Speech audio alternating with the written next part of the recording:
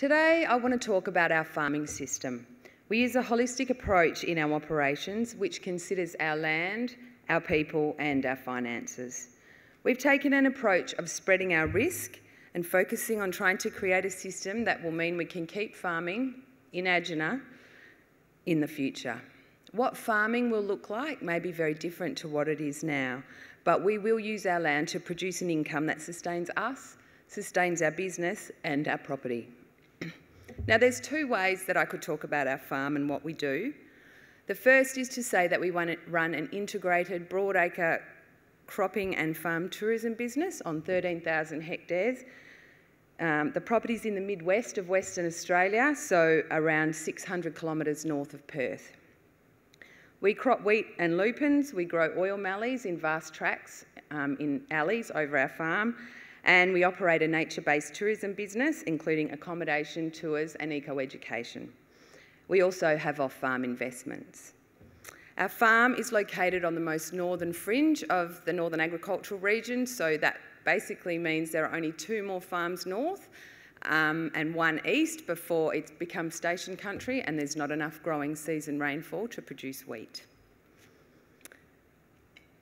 There's another way that I could tell the story, and that is about a man, my dad Bob, who's up on the screen, with my oldest daughter April. This man was born to a farming family, and he lived on that farm for all of his life, except for 2 years when he went away to boarding school and spent the whole time trying to get back to the farm. His father and his grandfather were on that farm too, and he, from all the time that he spent there, he got connected to that place. And he noticed the activities that he was doing on that farm were having an impact on the land that he valued, and so he started to change his system. He started to have a look at what he could do to improve the landscape that we were so dependent on. Through what he did, and my dad is 71 years old now, and he's done over 50 consecutive years cropping on that property. But when he started to change his system, he noticed that he made a difference. And when he started to make a difference, he got inspired by the possibilities. For a very conservative, and he is a very conservative, third-generation farmer, my dad is an extremely passionate man.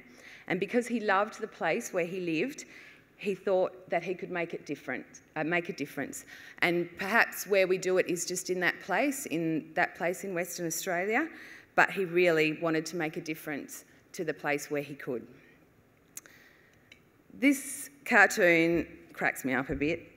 This is probably about the co-benefits that you can get for us by what we do. We create a better place for ourselves.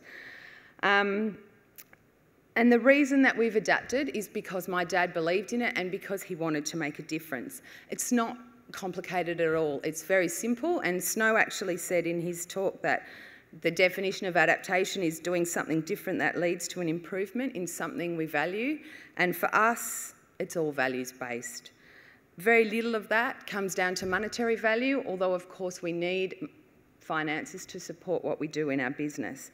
But for us, it's about what we value in our hearts, and what we value there makes a very big difference to the choices that we make about our land. There are at least two stories about our farm, and neither of them can be separated from the other. That's why we've got a whole system approach to adaptation. We can't actually separate what we do from what it feels like to do that.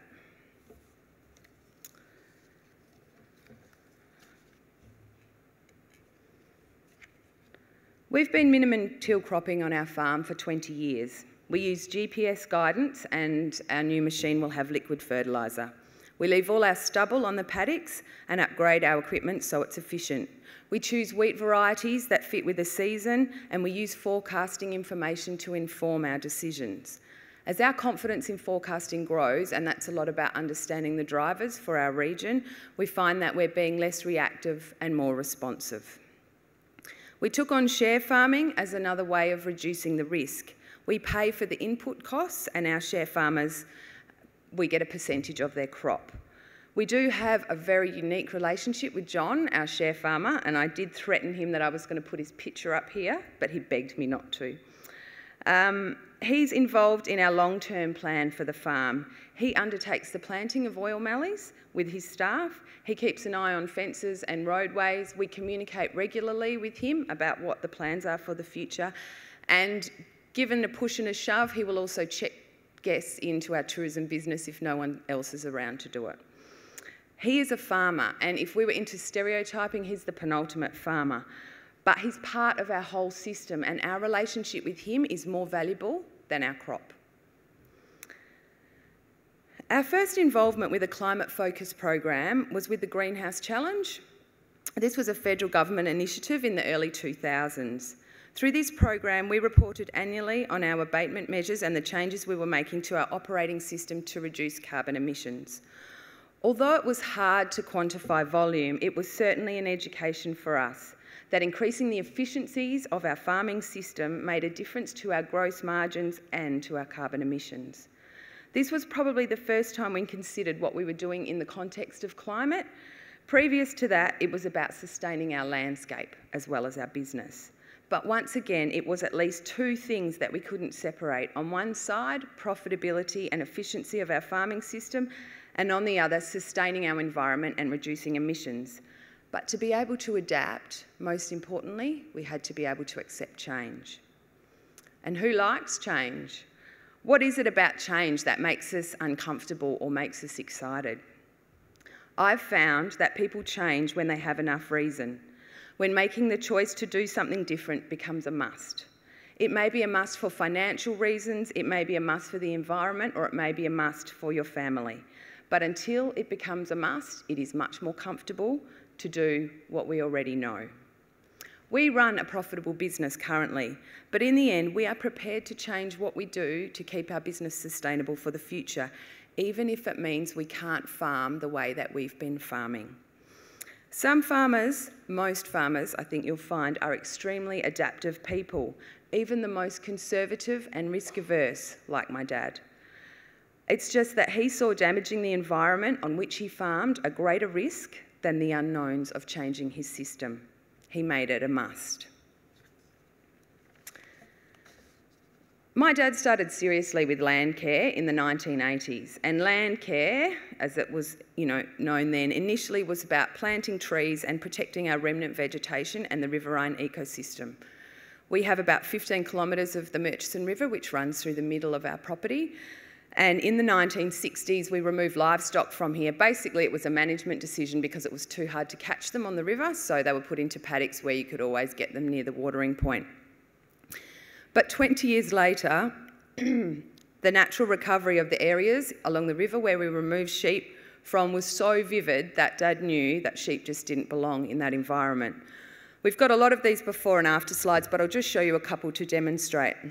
This is our river crossing in the 1960s, obviously trying to move some grain across the river, and the workman George got bogged.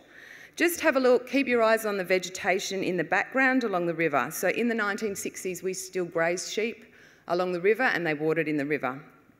This is the same location, post-2000. All that we did in that area was remove livestock. But it was these changes and making these small decisions that had a big impact on our environment. At peak, we had around 15,000 sheep in our flock, and they were all gone from our farm by 1994. When we had sheep, my dad and his brother ran the farm, and my dad was the sheep guy. His brother did the cropping. So my dad was involved with the Australian Merino Society, and his aim was to have a low-micron flock. This involved a fairly intensive artificial insemination program with stud rams that were sent around the state so we could collect the good seed. I don't know how many of you have been involved in an artificial insemination program, but as a kid, I did help my dad with it. It was pretty interesting. But it required a fair bit of commitment and certainly a lot of passion. And my dad was absolutely passionate about his sheep.